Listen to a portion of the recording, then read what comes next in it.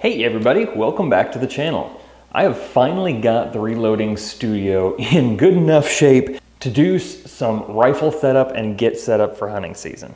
You will probably hear an echo on the audio as it's just plain drywall up in here and I don't have any kind of acoustic tiles or anything hung up yet. That's probably coming in the future, but for right now, we're just gonna jump in and work with what we got today. My goal for this project is to set up the least expensive possible straight wall cartridge hunting rifle. I've got a hunt coming up in Arkansas here in about 2 weeks, and I need to get this thing set up, sighted in, ammo loaded for it, and get down there. So let's jump right in. I'm gonna bring you up closer and show you what we've got to work with. All right, so this is a CVA Scout chambered in 450 Bushmaster. Let's get this out of the box and we'll talk about the other components we've got here. And here it is, nothing fancy. I went with the cheapest possible version. This has a non-threaded barrel. I believe it's 25 inches long. It's got a black coating on it. This is the non-takedown version, so the fore end is screwed onto the barrel.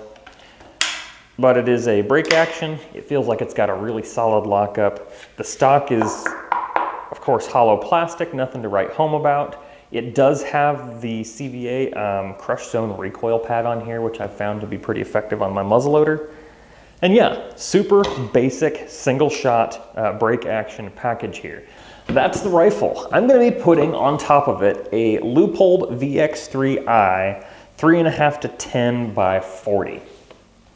Now this is not the cheapest scope I could have gone with, but this scope I really bought to put on probably the Howa Mini in 6.5 Grendel or some other lightweight setup. This scope is about 13 ounces. You don't hear a lot of talk about how light a lot of Leupold scopes are, and this VX3i is very, very light. I've had a couple Leupold scopes in the past.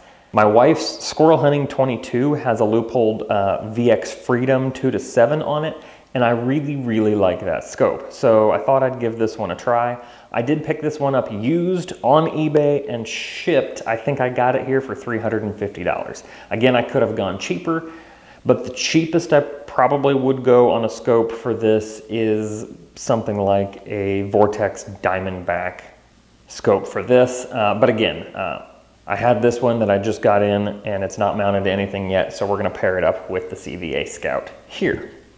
This scope, as I said, will probably end up on my 6.5 Grendel, and I'll put the Vortex Diamondback that's on it on here or some combination of that. This may end up on my muzzleloader, whatever. It probably won't stay on this 450 Bushmaster because this thing is only gonna get used for straight wall cartridge hunting in states that limit you to that. The rings, I picked up a set of Leupold open range 1-inch low rings. I think these were somewhere around $50 as well. So I don't know if I mentioned the cost of the rifle. I picked this up from a local shop on a tax-free deal and got this for $349 out the door. Then $350 for the scope, so we're up to $700, and then $800 including the rings. Again, the scope is gonna go on a different gun, and this gun's probably gonna get like a $100 scope in the future. I'm not gonna bore you with mounting the scope and that whole process. There's 100 other videos on YouTube of how to do that. I'm gonna get this thing mounted up and leveled, and then we're gonna get some loads worked up for it. All right, folks, I'm getting set up here to reload, and this is my first time reloading in like 6 months or so since I moved from Tennessee. So I'm just kind of getting things set up a little bit here. I don't know if I said yet, but the reason I went with 450 Bushmaster instead of 350 Legend or something like that for this single shot, which 350 Legend probably would have been a better choice.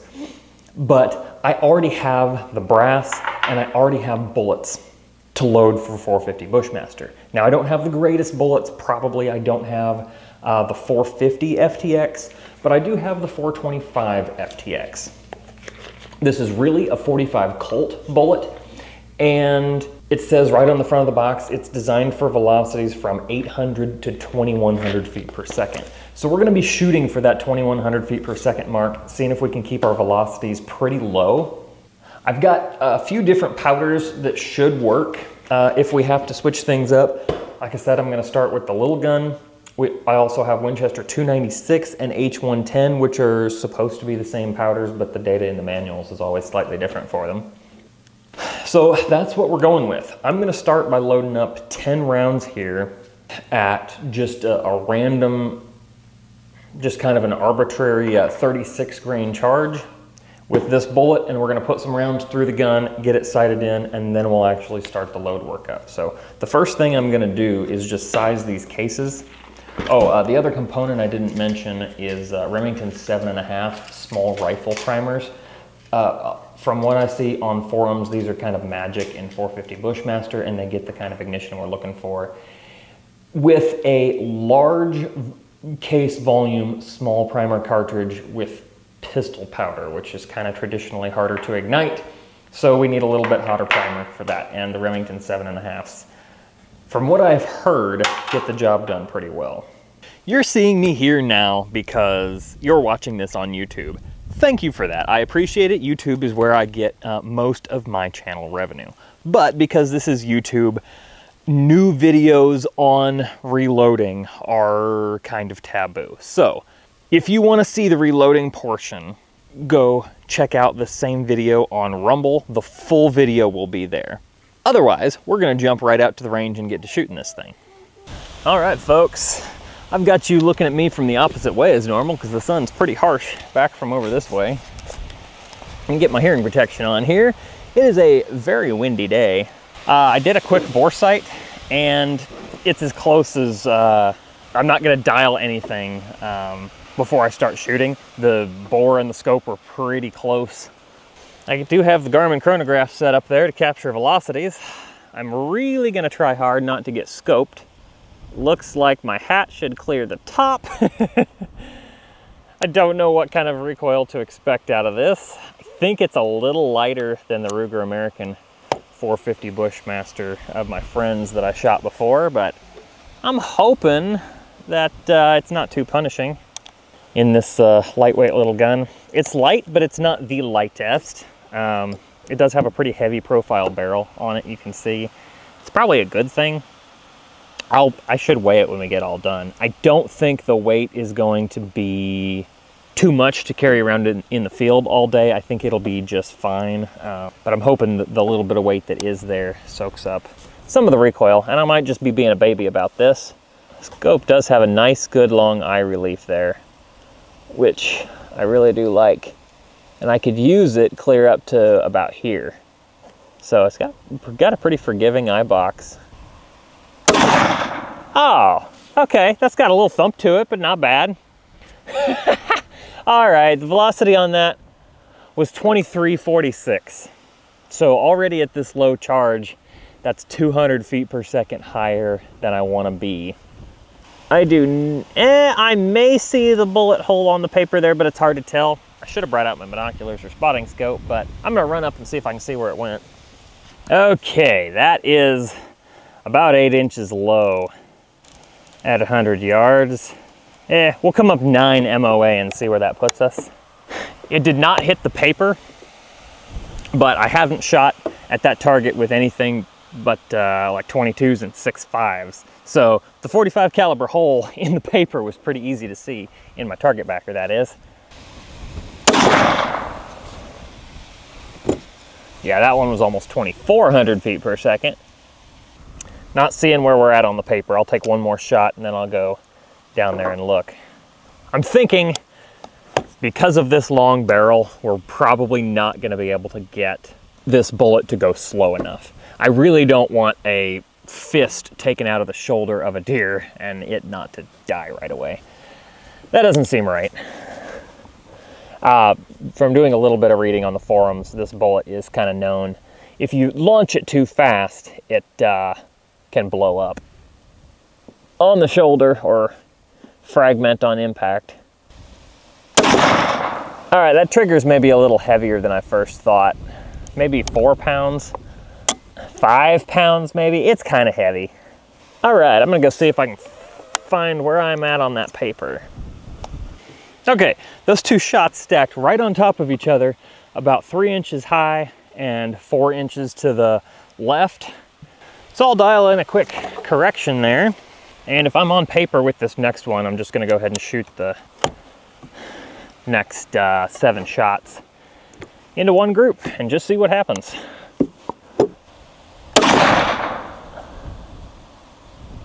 Yeah, it's on paper. It's funny, this barrel is barely warm.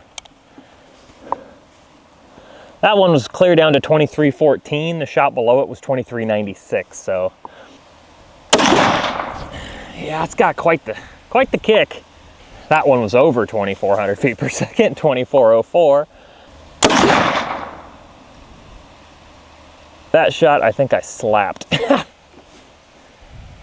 Chronograph's shutting down. Battery's too low. Should have charged it up before. But got enough shots to know we're all over the place on velocity. And too high.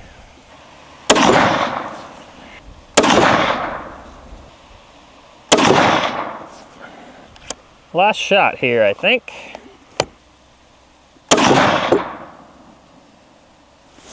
Okay. Yeah, the barrel's getting hot now, but not terribly so. We'll leave it open and go check that group.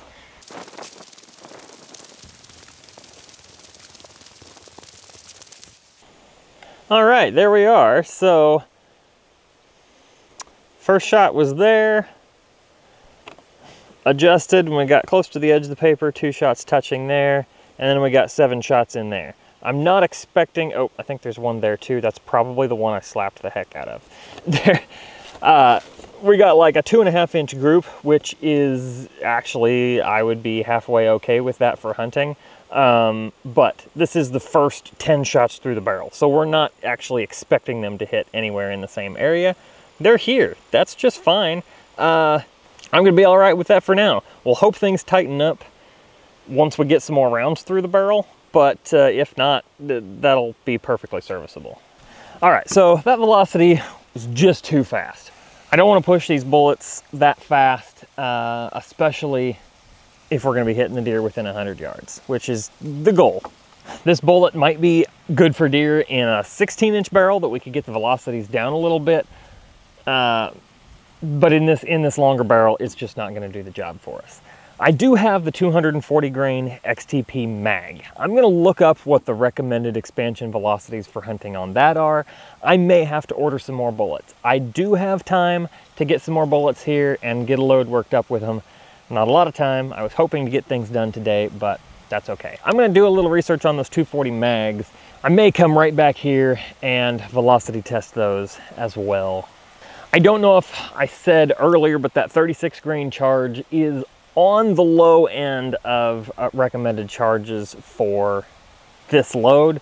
A lot were saying like 38 to 41 grains, which, yeah, we're already 300 feet per second fast on some shots, so we don't need to be going that high. I could try to make a super light load with this. Maybe dial the powder charge all the way down to the recommended minimum, but I think we're still gonna be having 100 foot per second extreme spreads. And if I could make this be a 200 yard gun and load, that would be ideal. Because then I've got, you know, a little more leeway in my shots. So I don't know, we'll see. I'm gonna think on it and come back to you. I looked up the information on the XTP mag, and it's going to be shooting also way too fast out of this 450 Bushmaster. So that's where we're going to leave it for this video. None of the bullets that I have on hand right now are going to work. I have some more ordered. You will see those and the load workup for those in the next video. Thank you guys so much for watching. Y'all have a good one.